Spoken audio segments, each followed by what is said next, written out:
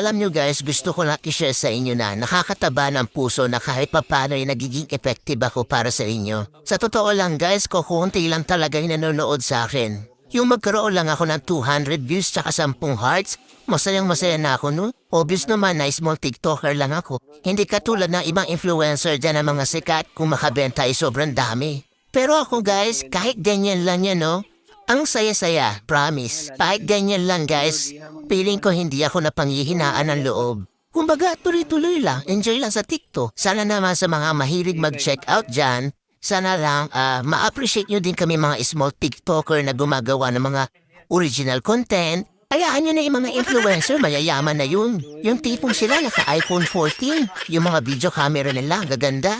Tapos ako naka-Realme, ang labo pa. Support niyo naman ako guys as a small TikToker dito na gumagawa ng original content. Sana ma-appreciate niyo po ang mga video ko. Salamat!